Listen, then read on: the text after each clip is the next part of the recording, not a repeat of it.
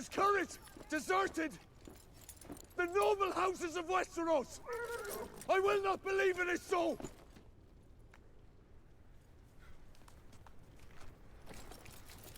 Are there no true knights among you?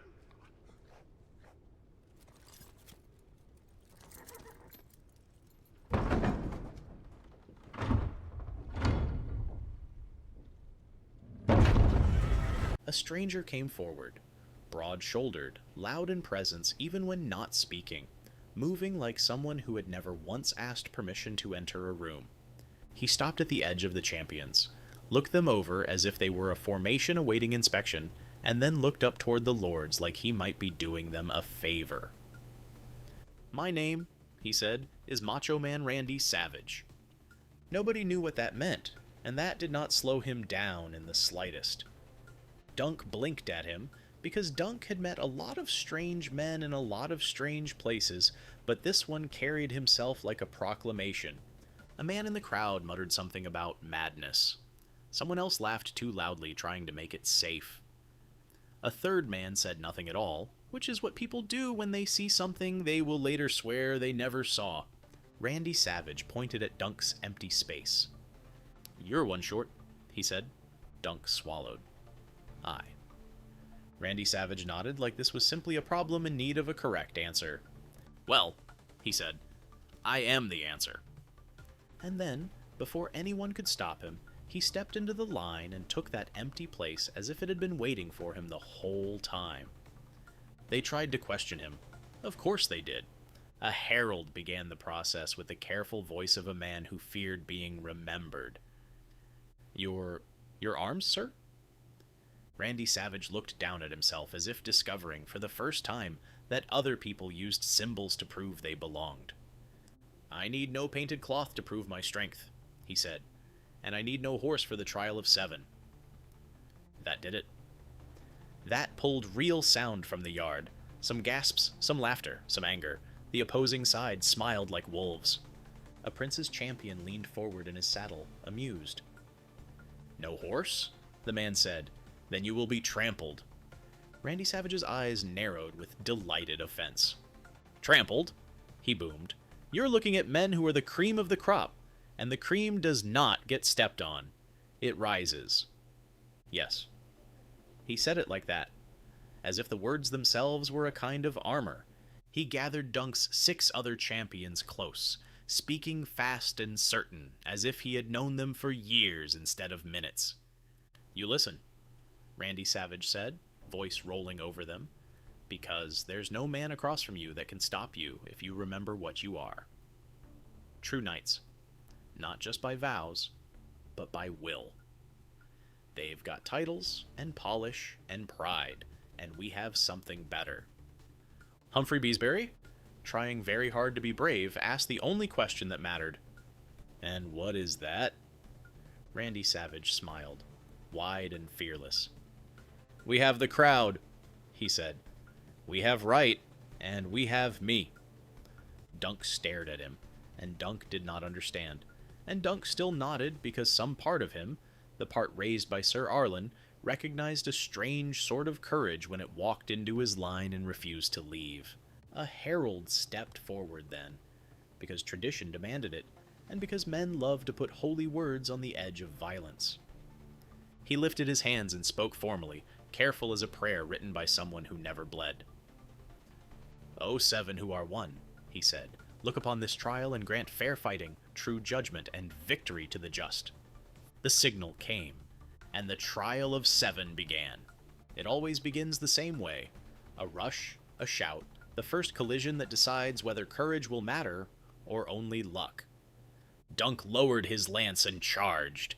Aerion Targaryen came at him like spite made solid, lance leveled with a confidence that did not belong to him, but he wore it anyway.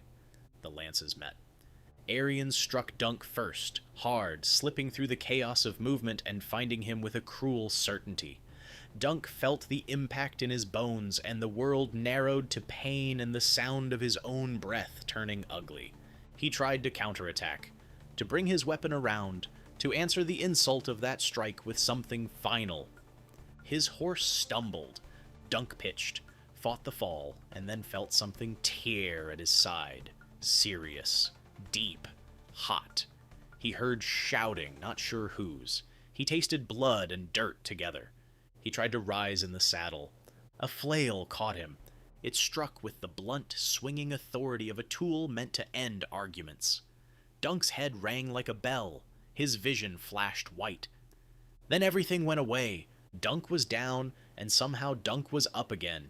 He would remember later in broken pieces, hands dragging, voices screaming, the crush of bodies, the sound of Randy Savage shouting something that made no sense and somehow kept a man from dying.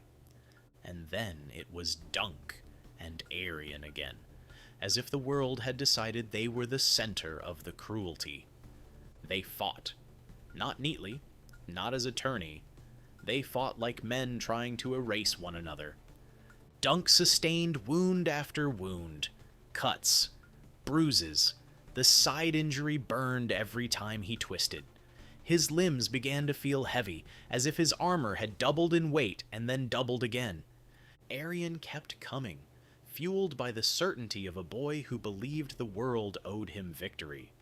Dunk fought because he had to, because Egg was watching, because Ser Arlen was dead and still somehow present, because there are moments where a man either stands or becomes a lesson for everyone else. Eventually, Dunk's strength failed him for a breath too long. He fell. His body hit the ground with a dull finality, and for a moment the yard went quiet the way it does when it thinks the story has ended. Aryan lifted his weapon and declared it like a verdict. "He is dead!" Egg's voice cut through the moment like a blade. "Dunk!" he cried, panic and fury tangled together. "Dunk, get up! Please, get up!" The crowd answered him, and it surprised itself by doing so. Maybe they saw the boy. Maybe they saw their own cowardice reflected in his small courage. Maybe they remembered the words true knights and hated how much they had wanted to ignore them. They began to chant, "Dunk! Dunk! Dunk!" And somewhere in the broken place between consciousness and darkness, Dunk heard something else. Not the chant, a voice he had carried in his bones since boyhood. Ser Arlen of Pennytree, stern as hunger, plain as duty. "Get up!" Dunk heard him say. Dunk's eyes opened. The world spun. Pain argued with every muscle. He rose. Aryan's expression changed, just for a blink, from arrogance to something like fear. Dunk moved forward, not fast, not elegant, but unstoppable in the way a man becomes unstoppable when he has nothing left to lose but dignity, and he lost that hours ago.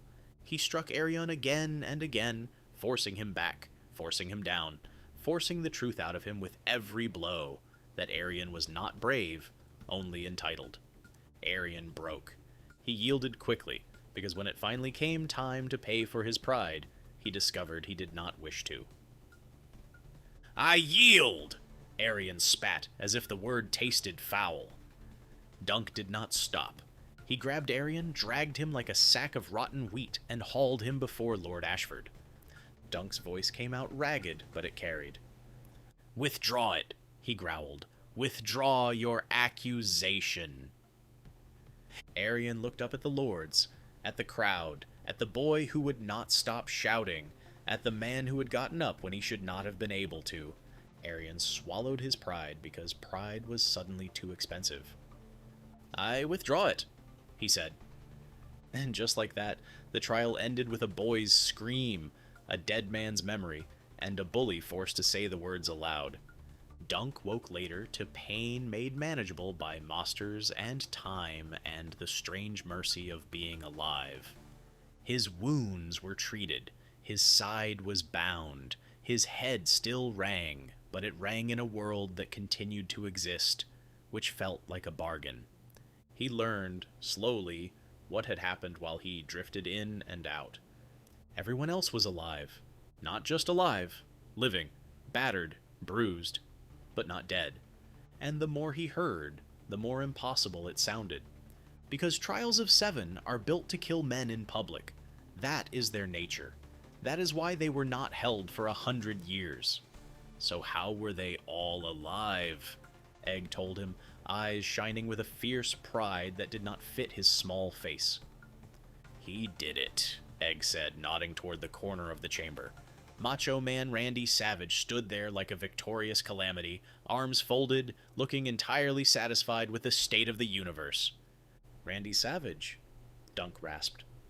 Randy Savage turned his head. Dunk tried to sit up too fast and regretted it immediately. He breathed through the pain, then looked at Randy Savage with the raw honesty of a man who had run out of ways to be proud. I pledge you my fealty, Dunk said, because that was the only language he had for gratitude this big. Randy Savage stared at him, and for a heartbeat it looked like he might accept it the way a lord accepts a knight's service, with gravity and vows and all the usual trappings. Instead, he reached into somewhere, do not ask me where, and produced a Slim Jim. "You can thank me," Randy Savage said, "by biting into a Slim Jim." Dunk blinked at the thing, confused in the exact way a wounded man is confused when the world decides to become nonsense. He nodded anyway, because Dunk had survived worse decisions. Around that same time, Prince Baelor Breakspear arrived, breathless with the quiet exhaustion of a man who had sprinted through dignity. He had his maester attend Dunk at once, and when he spoke, his voice held a sincerity that made the room feel briefly normal again. "I am sorry," Baelor said. "I meant to stand for you. I did, but He hesitated, and it was almost humanly awkward.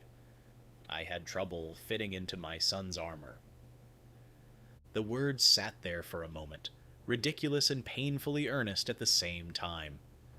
Randy Savage waved a hand, generous as thunder. "It's cool," he said. "I got him." Baelor stared at Randy Savage as if trying to place him in a genealogy and failing completely. Dunk stared at Baelor. Baelor stared back. They shared the same look, the one men share when they have both witnessed something they will spend the rest of their lives pretending did not happen. Then Baelor cleared his throat.